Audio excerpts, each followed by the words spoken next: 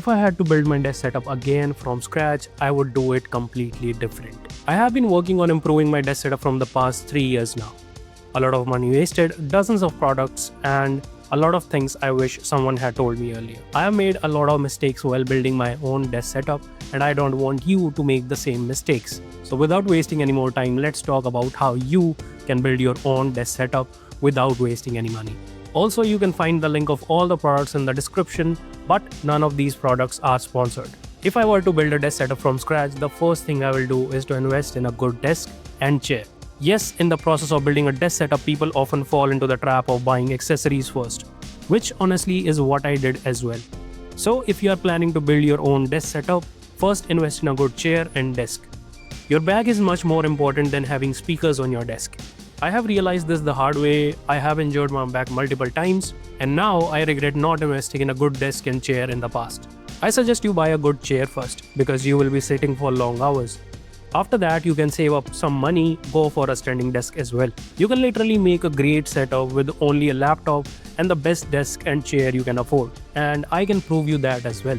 It's about having a cozy workspace and not about how expensive your accessories are. All you have to do is have a nice desk, an ergonomic chair, and use a laptop on a desk mat, or add a mouse and keyboard if you have one. Mount the laptop on a laptop stand to match it to the eye level, add some plants, decorative items, and some ambient lighting, and that is all. If you want to build your own dream desk setup, this is what the first iteration of your desk setup should look like. Even the small area in this room is much more productive than any bed or couch. The next thing most people do wrong is buying the cheap item. Now don't get me wrong, some cheap items are worth every single penny. But most of these items don't serve the purpose or just work for a week. Look, I know there are money problems with many people. I had that as well. But over time, I have invested in buying the right products. If you are making your desk setup, never buy cheap items. Now that you have your basic desk setup, you can keep working on it as long as possible. If you want to buy a mouse, save up your money, but buy your favorite mouse. Till then, you can use the laptop's trackpad. If you rush into buying things, you will end up buying the wrong items and you will regret it later. I always wanted to have good sound on my desk, and for the past 3 years, I was using the monitor speakers, which were really trash. I saved up money and bought the ErgoYou MR4 directly. I know this cost me a lot, but I also know that they will have a better life, and I have invested in the long-term game. The old chair I had was around 4,000 rupees that I bought from a local market, which didn't really work well because the hydraulics every now and then stopped working. No matter what I did, the hydraulics just gave up on me every 3 months. Now I never buy useless or cheap items.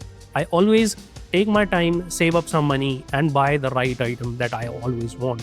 This might be the biggest issue if you have a desk setup but still don't feel productive.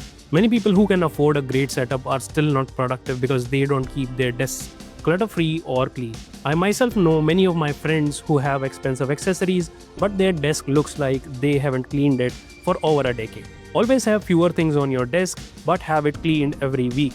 It will hardly take 10 to 15 minutes if you clean it from scratch. Take everything off from your desk and clean every single corner once a week. You are not productive because you are working in a pile of garbage on your desk. There is a reason why people often go to cafes to work, because that's how you set your mood to work. You want a nice, clean place to clean your mind and reduce all distractions. So pick up a cloth and clean your desk now. This is one of those things people underestimate the most. People don't know what they want. For many people, a desk setup is all about having a couple of things on their desk and be done with it. If you want a full workstation, don't just start making it. Even if you have a lot of money and you can buy everything, first of all, explore what your mood is. If you want a warm, neutral, cool, or dark desk setup, explore your taste and which workstation is your vibe. Once you do that, you will know that it was never about having products.